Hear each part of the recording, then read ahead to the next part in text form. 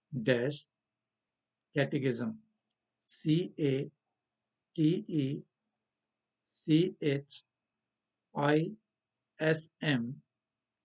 Dash various VARIOUS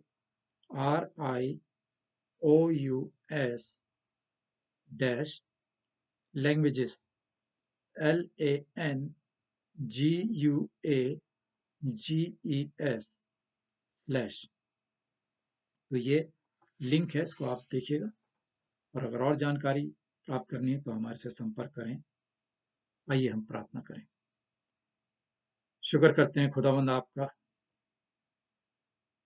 कि खुदावंद आपने हमको ये मौका दिया कि एक बार फिर हम खुदावंद आपके हुजूर आ सके।